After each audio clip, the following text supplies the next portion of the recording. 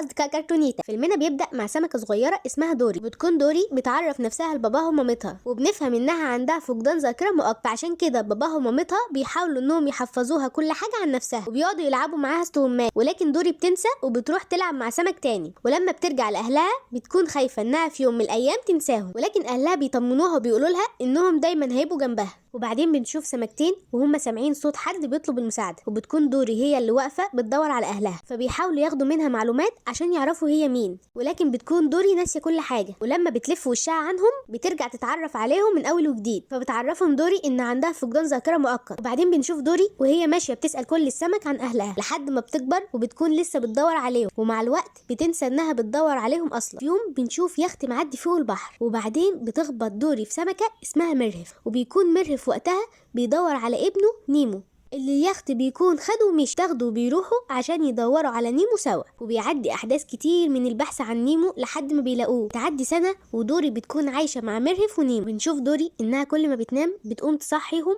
تكون ناسيه انها صحتهم قبل كده. بيزهق مرهف وبيقوم عشان يودي نيمو المدرسه، وهناك بنشوف المدرس بتاع نيمو بيقول انهم طالعين رحله. بيكون مرهف مش عاوز دوري تطلع معاهم لانه بيخاف انها تتوه منهم، لكن مش بتقتنع دوري وبتقرر انها تروح معاهم الرحله. وبتيجي سمكه صغيره بتسال دوري عن نفسها، وبتكون دوري مش فاكره اي حاجه عن حياتها. وفي الوقت ده بيعدي طيار من السمك اللي بيكون مهاجر من مكان لمكان. فجاه بتفتكر دوري انها من خليج مورو في كاليفورنيا، وبتفتكر اهلها، وقتها بتقرر انها تروح تدور عليهم. فبيروح مرهف للسلحفة اللي كانت ساعدته قبل كده عشان ياخدهم لكاليفورنيا. فعلا بيوصلوا هناك، وبتفتكر دوري اسم باباها ومامتها اللي هم زينة ورشاد. تفضل دوري تنده عليهم بصوت عالي، فبيقول لها مرهف انها توطي صوتها عشان ما تصحيش اي حيوان مفترس. بالفعل بيظهر من وراهم اخطبوط كبير وبيحاول يهجم عليهم، لكن بيعرفوا يهربوا منه. ووقتها مرهف بيتعصب على دوري لانها متسرعة وكده ممكن تعرضهم للخطر. تسمع دوري صوت جاي من سطح البحر، وبمجرد ما بتوصل لمصدر الصوت بيجي صيادين وبياخدوها وبيحطوها جوه حوض، وبيربطوا حوالين زعنفتها بطاقة، وبيودوها في حجر صحي خاص بالسمك. هناك بتتعرف دوري على اخطبوط اسمه هاني، بيقول لها هاني ان البطاقه اللي معاها دي هتوديها لكليفلاند. فبتقول له دوري انها مش عايزه تروح هناك وانها بتدور على اهلها في جوهره الخليج، فبيتفق معاها انه يساعدها تروح كاليفورنيا مقابل انها تديله البطاقه بتاعتها. فبيلاحظ هاني ان دوري بتنسى بسرعه، فبتقول له انها عندها فقدان ذاكره مؤقت. وبعدين بياخدها في كاتل الشاي عشان يساعدها تخرج من هنا. وبنشوف نيمو ومرهف وهم بيدوروا على دوري، وبيسالوا اتنين من حيوانات البحر لو يعرفوا اليخت ده بيروح فين، فبيقولوا انه بيروح الحجر الصحي وانهم يقدروا يساعدوهم يوصلوا هناك. وبنشوف في الحجر دوري وهاني وهو بيحاول يوري لها الخريطه عشان تشاور على البلد اللي عايزه تروح. تفتكر دوري ان مامتها كانت بتحب الاصداف، تشاور على مدينه اسمها مدينه الاصداف، تقول له انها عايزه تروح هناك. فبيسمع هاني ان في صوت حد جاي، فبياخدها عشان يستخبى. فبتسيب دوري وبتنط في جردل رغم ان هاني حذرها انها ما تنطش فيه. وبتلاقي دوري انها نطت مع سمك ميت، ولكنها بتفتكر انهم بيمثلوا فبتعمل زيهم. وبعدين بياخدها شخص من الجردل وبيرميها في حوض كبير. الحوض بنشوف سمكه كبيره بس بيبقى نظرها ضعيف، ولما بتحاول دوري تتكلم معاها فبتتعرف السمكه عليها، وبتعرف انهم وهم صغيرين كانوا بيتكلموا من خلال الانابيب. بتكون السمكه دي اسمها هديه. بتظهر سمكه تانية وبتكون السمكه دي بتعرف تحدد اماكن الاشخاص او العربيات او السمك من خلال دماغها. بينزل هاني وراها وبيكون عاوز ياخد منها البطاقه، ولكن بتقول له دوري انها عرفت مكان اهلها وانها مش هتديه البطاقه غير لما يساعدها توصل ليهم. فبيضطر يوافق هاني وبيمشي مع دوري عشان يساعدها. وبنشوف نيمو ومرهف وهم واقفين مع حيوانات البحر، بيكونوا بيندهوا على طير اسمه بكيزه عشان تنقلهم من البحر للحجر الصحي، وبتاخدهم في جردل وبتطير بيهم. بنشوف هاني ودوري وهم قاعدين في عربيه اطفال وبيكونوا مستنيين اشاره من السمكه اللي اسمها هديه عشان يتحركوا. فبيقول لها هاني هو انت ليه بتحاولي تدوري على اهلك؟ التدوير على السمك بيجيب مشاكل، لو كان عنده فقدان ذاكره زيها كان هيفضل يعوم ومش هيهتم لحاجه. بتقول له دوري انها مش عاوزه تعمل كده وانها عاوزه تلاقي اهلها تاني، وبتدي هديه الاشاره بتاعتها عشان يتحركوا. وفعلا بيبداوا انهم يتحركوا، ودوري هي اللي بتقول له الاتجاهات اللي هو يتحرك فيها. تشوف دوري اشاره مرسوم عليها نظارات فبتبتدي ان هي تتحرك فيها. وبعدين بنشوف مرهف ونيمو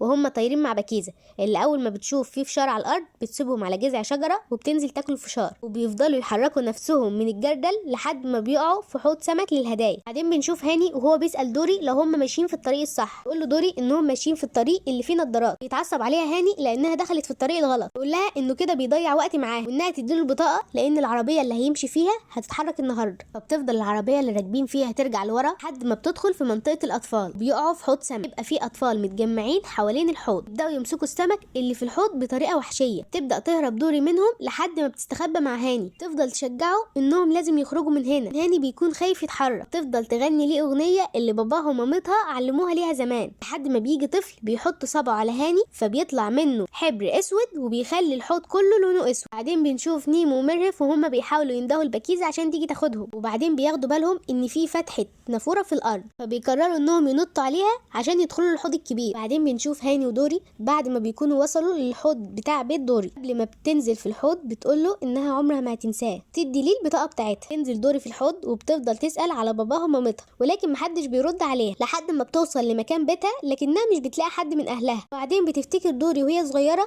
وبتكون شايفه مامتها واقفه بتتكلم مع باباها وهي بتعيط، تكون خايفه انها تضيع دوري منهم في يوم. بتشوف دوري صدفه ملونه فبتروح عشان تجيبها لمامتها، بيجي طيار هوا جديد يدخلها في الانابيب الصرف. يكون ده الوقت اللي دوري تاهت فيه من اهلها. بتقابل دوري 2 من السلطعون اللي بيقولوا لها ان السمك الازرق كله اتنقل للحجر الصحي، بيقولوا لها انها لازم تعدي من الانابيب وبيوصفوا لها الطريق، وبتكون دوري خايفه تعدي عشان ممكن تنسى الاتجاهات. فعلا بتنسى دوري الاتجاهات، ولكن السمكه البيضاء اللي بتعرف تحدد الاماكن السمك تقدر تتواصل مع دوري وبتبدا تكلمها من فتحات الانابيب، بتقول لها تتحرك فين. في وقت ما دوري عماله تتحرك من اتجاه لاتجاه بتقابل نيمو ومرهف، تفرح جدا انهم اجتمعوا تاني، وبعدين بيروحوا للحجر الصحي وبيفضلوا ينطوا من حوض لحوض. لما بيشوفهم هاني هناك بياخدهم في كوبايه ميه وبيوديهم للحوض اللي هم عاوزينه، وبتدخل دوري الحوض وبتفضل تنده على اسامي باباها ومامتها، فبيتعرف السمك عليها وبيعرفوا انها تبقى دوري. بيقولوا لها ان باباها ومامتها دوروا عليها كتير وانها من بعد ما ضاعت منهم انهم جم الحجر الصحي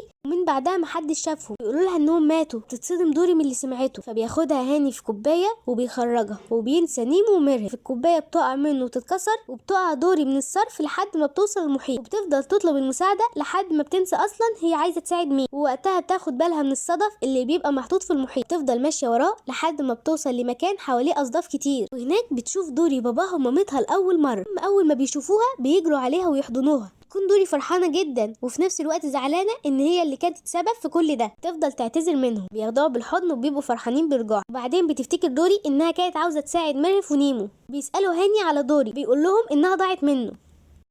فبنشوف دوري وهي بتطلب المساعده من صاحبتها هديه، وبتطلب هديه من الدولفين الابيض انه يحدد مكان مرهف ونيمو، وفعلا بيعرف يحدد مكان العربيه اللي راكبين فيها. بعدين بتطلب دوري من هديه ان مع اول اشاره مرور تحدفها قدام العربيه، وقتها هتخلي دوري السناجب يقفوا قدام العربيات ويحضنوا بعض بشكل لطيف عشان يشتتوا انتباه السواق. وفعلا بتنجح خطتهم وبياخدها هاني وبيحطها مع نيمو في الحوض. ينده مرهف على بكيزه عشان تيجي تاخدها، ولكن وقتها بتاخد مرهف ونيمو وبتنسى دوري، فبيطلب مرهف من بكيزه انها ترجع تجيب دوري. بتروح عشان تجيبها ولكن دوري مش بترضى تمشي معاها غير لما تاخد هاني. بقى لما بتقنعه انه يجي معاها بيكون باب العربيه اتقفل عليهم، وبيفضلوا يفكروا يخرجوا منين لحد ما بتجيلها فكره ان هاني ينط على العربيه من قدام، ولما ينزل السواق عشان يشوف في ايه يركبوا هم مكانه. يفضلوا ماشيين بالعربيه والشرطه بتكون بتجري وراهم، ولما مش بيبقوا عارفين يروحوا فين بيقرروا انهم ينزلوا بالعربيه في المحيط، ووقتها كل السمك اللي في العربيه بيتحرروا. وبعد فتره بنشوف دوري وهي قاعده بتلعب مع اهلها واصحابها وهي مبسوطه. وكده